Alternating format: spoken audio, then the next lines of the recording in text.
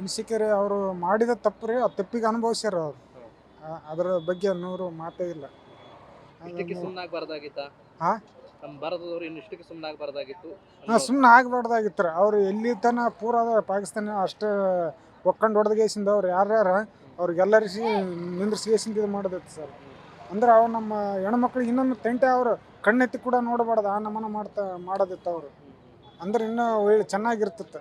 ಹಾಂ, ನೀವು ಧರ್ಮದ ವಿಚಾರದಲ್ಲಿ ಧರ್ಮನ ನೋಡಿ ಅವ್ರನ್ನ ಕೊಲ್ತಾರೆ ಅನ್ನೋದು ಅದು ಮೇನ್ ತಪ್ಪು ರೀ ಅವರು ಮಾಡೋದು. ಮಾಡಂಗೆ ತಪ್ಪ ಅಂದ್ರೆ ಎದುರುಗಡೆ ನಿಂತು ಹೋರಾಟ ಮಾಡ್ಬೇಕು. ಬಂದ್ಗೇಸಿಂದ ಎಲ್ಲೋ ಇದು ಪಿಕ್ನಿಕ್ ಹೋದವ್ರು ಸಣ್ಣ ಸಣ್ಣ ಹೆಣ್ಮಕ್ಳಿಗೆ ಹೋದಾಗ ಮಾಡಿದ್ರೆ ಅದು ಅವರು ಗಂಡಸ್ತಾನೇನೆಲ್ಲ ಅವರು ಸೆಂಡ್ರವರು ರಾಮ ನಿಜವಾದ ಗಂಡಸಿದ್ರೆ ಎದೆ ಒಂದು ಹೋರಾಟ ಮಾಡ್ಬೇಕು ಅವ್ರು.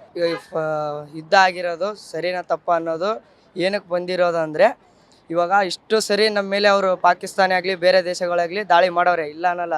ಆದರೆ ಮಾಡಿರೋದು ಟೈಮನ್ನು ಎಷ್ಟೋ ಸರಿ ನಾವು ಹೋಗ್ಲಿ ಅಂತೇಳಿ ಬಿಟ್ಟಿದ್ದೀವಿ. ಆದ್ರೂ ಈ ಸರಿ ಯಾಕಂದರೆ ಇನ್ನೂ ಮದುವೆ ಆಗಿ ಅವರು ಒಂದು ಏನಿಲ್ಲ ಅಂದರೆ 2 ವಾರ 3 ವಾರನೂ ಆಗಿಲ್ಲ, ಏನೋ ದೇಶ ಸುತ್ತಿ ನೋಡೋಕ್ಕಂತೇಳಿ ಹೋಗಿದ್ದಾರೆ. ಹೋಗಿದ್ದ ಟೈಮಲ್ಲಿ ಆ ಗಂಡನ ಹೊಡೆದು ಇದು ಮಾಡಿದ್ದಾರೆ. ಹೊಡೆದಿರೋದ್ರೂ ಇದು ಇಲ್ಲ.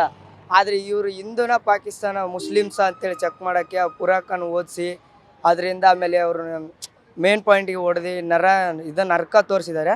ಆ ನರಕನ ಹೆಂಗೆ ತೋರಿಸ್ಬೇಕಂತ ಇವಾಗ ನಮ್ಮ ಮೋದಿಜಿ ಅವ್ರಿಗೆ ಮಾಡೋರೆ. ಆ ಮೋದಿಜಿ ಅವ್ರು ಮಾಡೋ ಡಿಸಿಷನ್ ಒಳ್ಳೆಯದೇ. ಇವಾಗ ನೆಕ್ಸ್ಟ್ ಇಷ್ಟು ಸರಿ ಆಗಿರೋ ಯುದ್ಧನ ತಡೆದಿದ್ದೀವಿ. ಆದರೆ ಈ ಸರಿ ಈ ಸಿಂಧು ಆಪರೇಷನ್ ಅನ್ನೋದು ತಡಿಯೋಕ್ಕೆ ಮಾತ್ರ ಯಾರ ಕೈಲಿ ಚಾನ್ಸ್ ಇಲ್ಲ.